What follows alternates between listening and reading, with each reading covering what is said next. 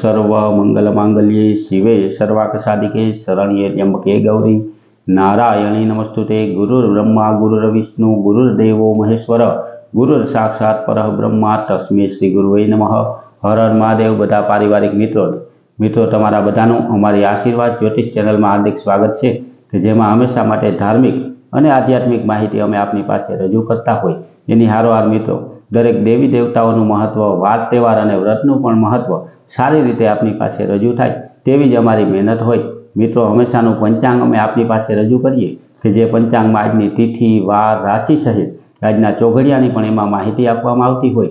તે જ ક્રમની અંદર મિત્રો જો આજના પંચાંગની આપણે વાત કરીએ તો આજે તારીખ 16/10/2025 છે. વિક્રમ સંવત 2081ના આસો વદ આજે દસમ છે. આજે દસમની હારોહાર મિત્રો આજે 11 પણ બેસી જાય, પરંતુ આજે સવારે કે જ્યારે સૂર્યનો ઉદય થાય ત્યારે દસમ તિથિ હોવાથી આજની દસમ ગણવામાં આવે. એની હારોહાર મિત્રો આજે જન્મેલા દસમ અને ગુરુવાર છે. આજે જન્મેલા બાળકની રાશિ જો સવારથી બપોર સુધીમાં બાળકનો જન્મ થયો હોય તો કર્ક રાશિ આવે અને બપોર પછી જન્મ થયો હોય તો સિંહ રાશિ આવે. તો મિત્રો આ જ પ્રમાણેનું આજનું પંચાંગ તો છે, પણ તેની હારોહાર આજના શુભ અને સારા ચોઘડિયાની વાત કરીએ તો સવારમાં શુભ ચોઘડિયું કે જે 6:45 શરૂ થઈ અને 8:12 સમાપ્ત થઈ જાય. તેના પછી ચલ ચોઘડિયું કે જે 11:07 શરૂ થઈ અને 12:33 સમાપ્ત થાય.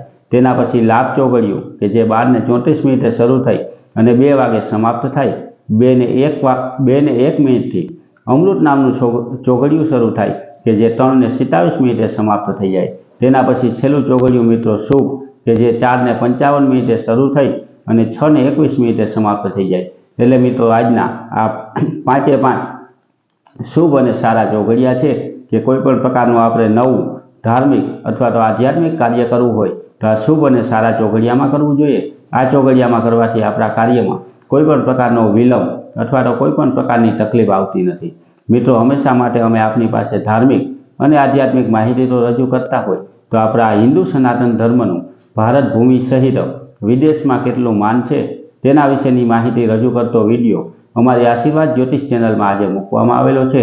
એની હારોહાર મિત્રો જે તહેવાર આવી રહ્યા છે તે ધનતેરસ અને દિવાળીના દિવસેમાં લક્ષ્મીજીની પૂજા કેમ કરવી અને તેનું કેવું ફળ મળે તે દરેક માહિતી રજૂ કરતી વિડીયો પણ ધનતેરસ અને દિવાળી વિશેનો વિડીયો અમારી આશીર્વાદ જ્યોતિષ ચેનલ ઉપર મૂકવામાં આવ્યો છે.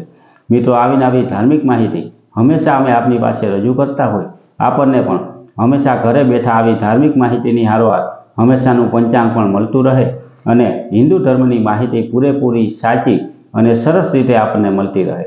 તેના માટે મિત્રો હંમેશા માટે અમે વિડીયો બનાવતા હોય તો મિત્રો આવો જ વિડીયો મેળવવા માટે અમારી ચેનલ હારે જોડાઈ અને સબસ્ક્રાઈબ કરજો. તમારા સબસ્ક્રાઈબ કરવાથી અમારા પણ આનંદમાં વધારો થાય અને હંમેશા માટે આપણને આવી ધાર્મિક માહિતી મળતી રહે. તેના માટે અમારી ચેનલને લાઇક કરી, સબસ્ક્રાઈબ કરી અને શેર કરજો બધા પારિવારિક મિત્રોને. હર હર મહાદેવ.